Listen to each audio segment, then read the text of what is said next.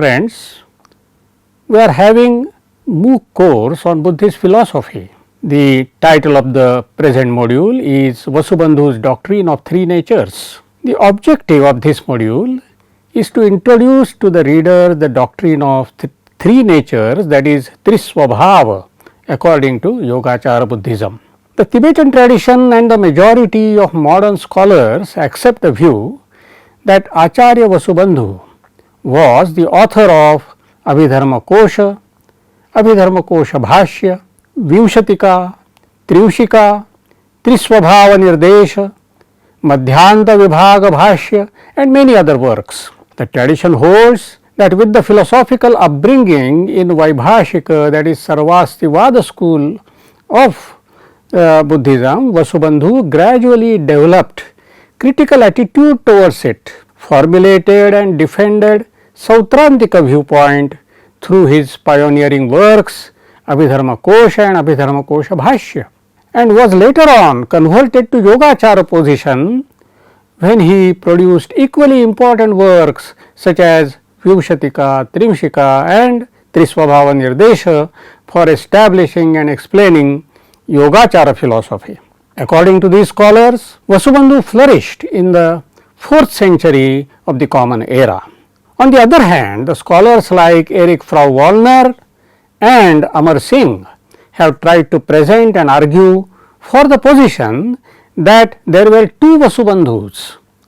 The Yogacharin Vasubandhu, that is the author of Vimshatika, Trimshika, Trisvabhava Nirdesha etc., belonged to the 4th century, and the Vaibhashika Sautrantika Vasubandhu, that is the author of Abhidharma Kosha and Abhidharma Kosha Bhashya, belonged to 5th century. One need not go into this controversy here. Even if we accept the former view that there was only one Acharya Vasubandhu, we will have to accept two phases of Vasubandhu's philosophical development and accordingly distinguish between former Vasubandhu, that is Vaibhashika Sautrantika Vasubandhu, and later Vasubandhu, that is Yogacharin Vasubandhu. Accordingly, we are concerned here with Yogacharin Vasubandhu and not Vaibhashika Sautrantika one. The purpose of this module is to understand Vasubandhu's theory of three Swabhavas, which for the sake of simplicity I translate as three natures. Vasubandhu's theory of three natures should be understood in the broader context of his philosophy, which he develops through the three works central to his Yogacara philosophy, namely Vimshatika, Trivshika and Trisvabhava Nirdesha. All the three works share a common Karika pattern with the number of verses ranging from 21 to 38.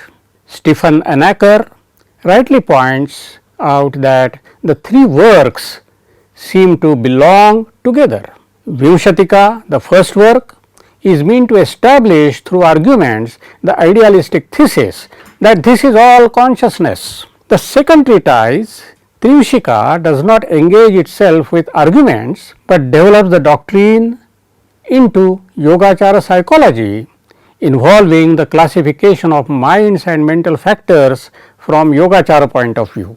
The third treatise, Trisvabhava Nirdesha, addresses itself to a metaphysical issue. It is an attempt to bridge the gap between the Yogacara doctrine of consciousness only and the Mahayana metaphysics or Buddhist metaphysics in general of three basic ontological categories.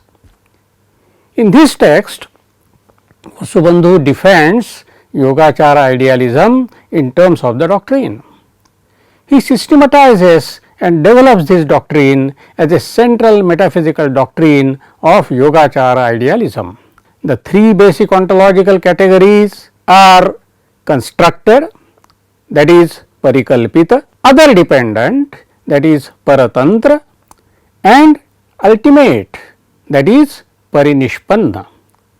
These categories are available in all other schools of Buddhism. However, the question arises as to how the three categories can be available in the Yogacara Buddhism, which appears to accept only one category, namely consciousness or Vijnana. Vasubandhu in Trisvabhava Nirdesha tries to show how the threefold classification of swabhavas can be explained very aptly within the framework of the doctrine of consciousness only. Before we try to understand how Vasubandhu accomplishes this task, it is necessary to be clear about the word swabhava in the context of Trisvabhava theory. One notices here that the word swabhava has not been used in this discourse as it is generally used in Buddhist discourse. The term swabhava is not used here in the sense of own nature or essence of something as it is generally done. It is simply said in this theory that there are three swabhavas. Their three swabhavas are not stated as swabhavas of things, swabhavas of objects or swabhavas of minds or of anything for that matter. This point has to be kept in mind while translating the term swabhava and while analyzing it in the context of Trisvabhava theory. In fact, understanding swabhava as self nature in the context of Trisvabhava theory would contradict with the classification of swabhava itself. For example, paratanta swabhava in that case would mean self nature of a thing which is other dependent, and parikalpita swabhava would mean self nature of a thing which is imaginary or mentally constructed, both of which are contradictions. In that case, only parinishpanna swabhava will be swabhava in the strict sense of the term, which would vitiate the threefold classification of swabhavas.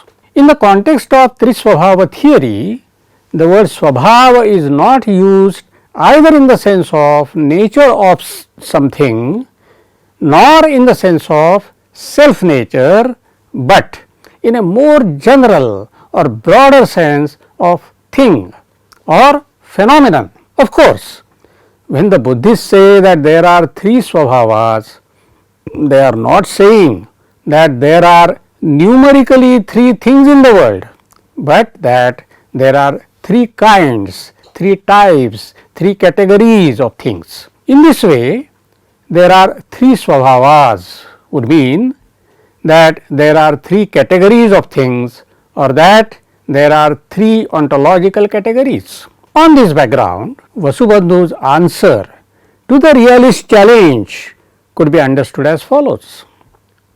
According to Vasubandhu, the three ontological categories are not to be found in three different locations, one outside, one inside and one in the transcendent sphere, but they are to be found in consciousness itself. Vasubandhu's answer can be explained with reference to an act of intentional consciousness, that is, consciousness of an object, which could be expressed as, say, I cognize a blue object there. In a single act of consciousness, according to Vasubandhu, three things are happening, referring to three different ontological categories. Number one, the object called blue, which actually does not exist as an object outside there, is mentally constructed as an external object.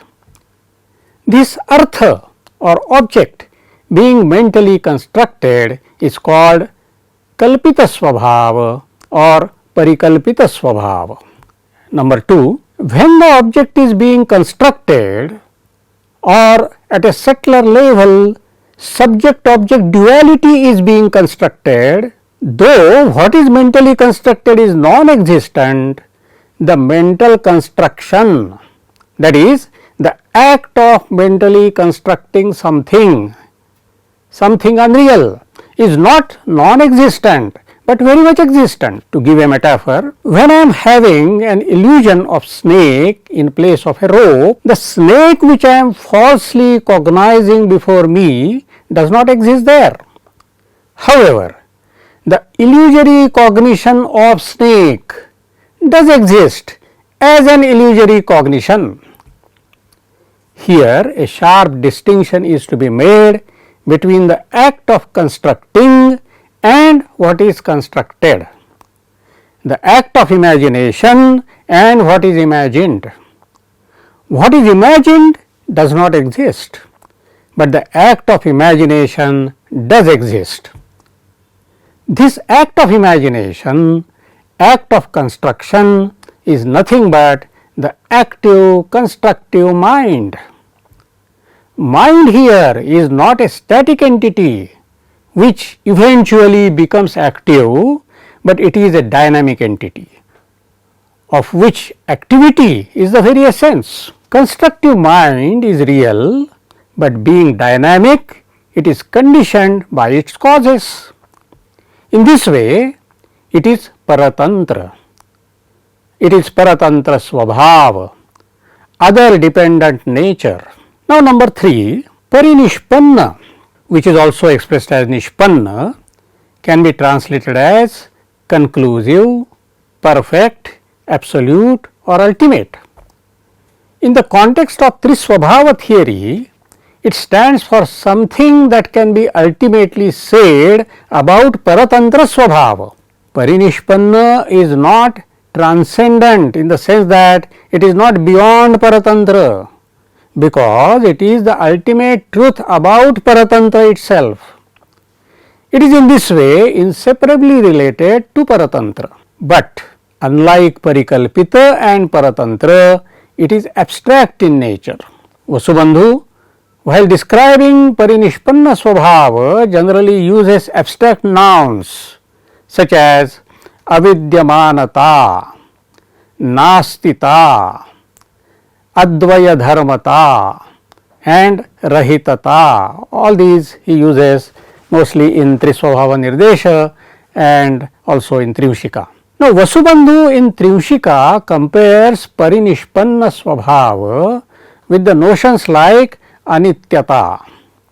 Anityata, that is impermanence, is an abstract characteristic of anitya, that is impermanent things. Impermanent things are not ultimate, but their impermanence is ultimate, that is, the fact that they are impermanent is ultimate.